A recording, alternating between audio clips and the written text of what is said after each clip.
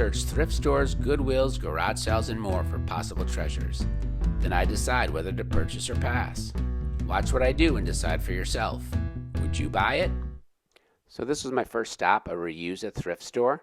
It's pretty big and new, really well organized and taken care of overall. And this is the bane of my existence for all these thrift stores, these auctions. There's a bunch of Fisher-Price stuff. That might have been Fiesta cups, some Tyco racetracks, some little big books, football cards and stuff. I would have loved to have taken a look at these, but they were going for $50, $60, $70, so I didn't even look at them seriously, so passed. This was a Kodak 500. It is a projector. It's kind of nice in the case like that. It was $16.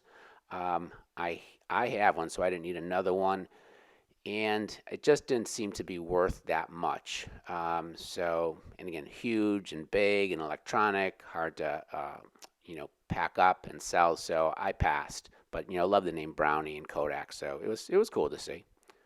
Had a bunch of toys, mostly newer stuff, plasticky and cheap.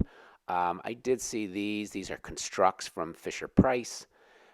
I like these. I like construction toys. I'm always drawn to these. But $4 for a small bag, I really don't think I would have gotten much more than $7, $8. There was one guy in there, but I saw these. These were they must have been chess pieces. They looked like Civil War chess pieces. Kind of gray and blue. They had some weight to them. There was no name on them, and they looked like they were hand painted and kind of poorly. So I decided to pass. Again, I didn't know what they were. They didn't make any sense to me, so just passed on those. I love this Kenmore Sears sewing machine. Just so solid looking, great switches, clean. It obviously had to go in a table, so there's no way I was going to buy it. This was my second stop, a Goodwill, moderate size, and I bought some good things here, found some nice things here. Kind of standard Goodwill. Came in the door, saw these Tama drums. I think they're toms. Maybe this one's a floor bass drum. Not sure. This one had a case with it. The prices were not cheap, so the one I think was $25. This one's $16. This one, which is you're going to see the name in a second. I think it's Rockstar DX. Can actually be worth something, but this color seemed to not be so. Like the black, I think there was a black one worth maybe about $150, but I saw a red one that went for like $20. So, and it's beat up, you can see, so I passed. They had a bunch of games here. So is there anything that you would have bought that I didn't buy? You're going to see this. I saw this. Some older Matchbox and Hot Wheels cars, and so I did end up buying this for $4. You'll see at the end. I'm going to open it up and show you, and you got to tell me if you would buy this. I really wasn't sure. I hesitated. I went back and forth a bunch of times on it, but I ended up buying it. I will always look at Lego, but this was one of those games which are not super popular. Sometimes the pieces are good. There's a couple of bases here, but for $2, I passed. Again, mostly new games, which I can't get myself excited about. This was a PC game, a Windows 95 Civil War II, and I actually did look at it. The disc was in there. The directions were in there. It was in decent shape for $2. The box itself was in good shape, but it might have been worth $10 or so, so I passed. I saw this Vampire Hunter. This is like, again, I didn't get the year, but probably like a 90s game, and there's like, at that time, some of the 3D-ish kind of games like Dark Tower, Mystery Mansion were very popular. Some of them are worth quite a bit. So I at least took a look at this one. I opened it up. It had that kind of cool tower in it. The rest of it was in decent shape. You're going to see that there's a whole bunch of cards and pieces. The board itself was in okay shape. I looked it up online, and again, maybe $10, maybe $15, and it wasn't going to be worth my time and effort to go through it and sort through it, see all the cards if they were there, because if they're not, it's just not worth it. So not enough of a value for me to take the time and trouble to go through this. I always like looking through these plastic bins. They're kind of random plastic bags full of stuff, 99% of it crap, but occasionally you get a gem. This was a flick-to-stick bungees. There was the figures, some cards, some coins, but I didn't know enough to, buy it. Viewmaster, the Star Wars got my attention, but when I looked at it on eBay, not worth it. These are Hatchimals, which are newer. You can hear these things in action here.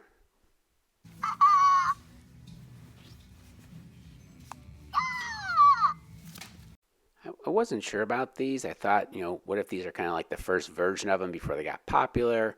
But I just didn't know enough to buy them, so I passed. These are a bunch of erasers. Interesting, but probably not even worth $2. And then these were some Marvel things where they were in pieces. Again, I looked it up, couldn't see that they were worth much of anything. This one I probably should have gotten $2 for a bunch of Thomas the Train stuff, different engines. But again, all different sizes, different trains, and I just decided I wouldn't bother with it. But this one, it probably would have been worth it. I mean, Thomas can be very popular. This was a Hello Kitty CD player for $3, which wasn't too bad. It was kind of dirty. It just had an overall scuzzy feel to it. I couldn't see that it was worth more than $15, $20. And then I saw that it had a broken antenna. So I just passed on it. Not worth it. I looked briefly at this karaoke machine, cassettes, but it was kind of dirty. Again, big and heavy, hard to ship. It didn't have the microphones. So I wasn't going to invest in it. So I passed on that. I saw this cash register. It was $30. It looked really complete and relatively clean. It had the key, the power, the CD. Like a super non-glamorous thing, super heavy. Might have been worth it, but I passed. Looking at the books and games, saw these puzzles, Mickey Mouse, Disney kind of stuff, so I'll take a look. You can see these. There's two by Jmar. There's this DuckTales one. But as I looked further, the rest were all just really newer, super, unexciting ones. The DuckTales one might have been worth $8 or $9. The other one maybe $3 or $4. Not worth the trouble, so I passed. This was my last stop, a reuse it. This you will not see at every thrift shop you go to, but this is Lancaster County. And so you'll see Amish. This place I think is actually run by Mennonites, and again, extremely well cared for. Very nice. Wood floors. Here we go with the auctions. The prices weren't quite as bad here. Saw some of these Pokemon glasses by Welch's. This is the robot you're going to see here in a second, or you saw down there, was the XL robot. It's actually not a robot at all. It's a glorified 8-track player. I actually made a video on one, so check that out. This particular place has 2 stories. Again, the wooden steps, it's kind of nice. You don't feel like you're in a thrift shop so much. Anytime I see old books, I think they should be worth something, and 99.9% of the time they seem like they're not. This was some Mark Twain. There was some what I think were first edition Hardy Boys. I looked at them and looked them up on eBay, and as best I could tell, they're not worth anything. I think unless you know what you're talking about, you should be careful. Right, this is 1909. I'm more than 100 years old. It's got to be worth something, but it's not. I really don't think there's anybody who really cares about it. I looked at some of the other stuff, some New Yorker magazines, and then I actually saw, you'll see some yearbooks here. You're going to see in a minute, I pull out one that's called The Maroon from Fordham University. I think it's from the 70s, 75. Some of those can be worth something, but this one did not seem to be. I did find a couple others. There's from a local college right here called Lebanon Valley from 1989, also not worth much. It's called Quitty, which is a strange name. This one was, I couldn't read it. I think it might be in Pennsylvania Dutch. But you'll see this is from the Laurel Reed 67 from the Lancaster Mennonite School. So I don't know. I passed, but it might have been interesting just to look at it a little bit closer. There's got to be some history. This room has some nice electronics sometimes. This was an LED thing, something about flashing lights that gets me all excited, but I passed on this for $2, that's for sure. This thing I looked at much closer. It's a Sears Comtrex, so it's kind of like a Star Trek-y kind of thing. Got a cool look to it. This is I think it was the 2 or the 3. It was, I think they were selling it for about 20 or so, and it might not even be worth that. There's the Trek 8. That seems to be worth a fair amount, but this was not. I show you here that they got the puzzles, laid out beautifully. They're at a diagonal. You can actually see them. They're not all stacked up. Here's a bunch of toys and games. Really nice stuff. I really didn't find anything. I found one thing that I bought. You'll see it at the end, but I bought it for myself. I did see this draw poker. I'm sure you hopefully watched my WyBi episode 1 when I got one of these for about $2.50. This one was written on, and so I passed. It's not worth enough. All right, so this is my relatively pitiful haul from the 4 stores that I visited. I didn't even have video of a fair amount of these things because I bought them for myself. I got the Joni Mitchell record for $1. Jackson Browne, and then this, which is only got it because it was see-through, or translucent, I guess, blue, which I haven't seen before, and I thought I might be able to do something with it. And then the game called Mind Maze. It was $3. Yeah, $3. And it looked interesting, which means that the only possible savings grace is this veggie chips container full of Hot Wheels, Matchbox, and no-name cars. They look vintage. I got it for $4. I almost thought of possibly selling it as is, unopened.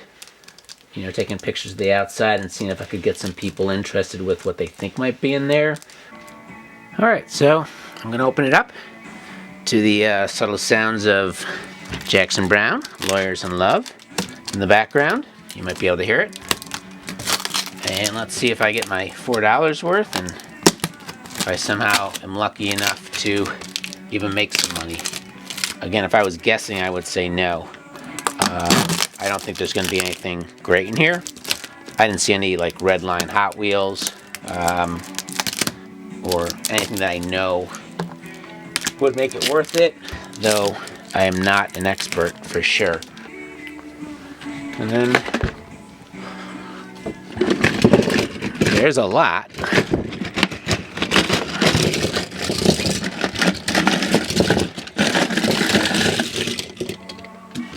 Start to turn some of these over. Somebody might recognize something that seems like it's worth something. So the question again is, would you have bought this? If you were sitting there in that Goodwill for $4, would you have called this a good purchase or not? Alright, a slightly better look at them, divided up in Hot Wheels.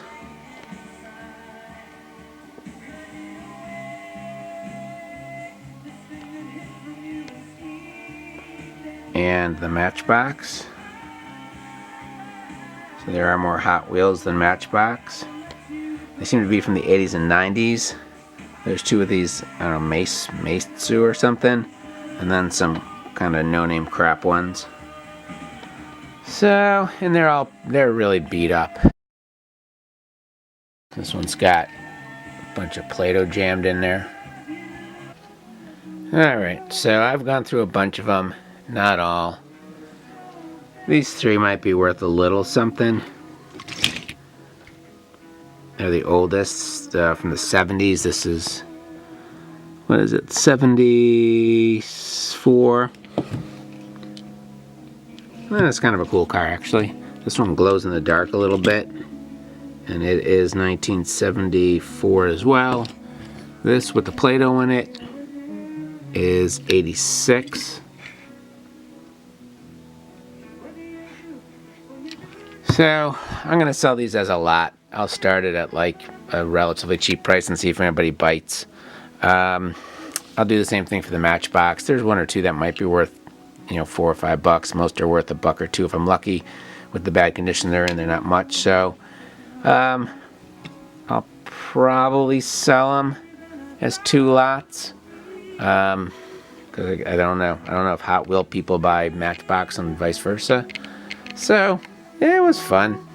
Just kind of like treasure hunting, and you hope somehow you get something great. And most likely you don't, and this time I don't think I did. But hey, what are you going to do? Thanks for watching.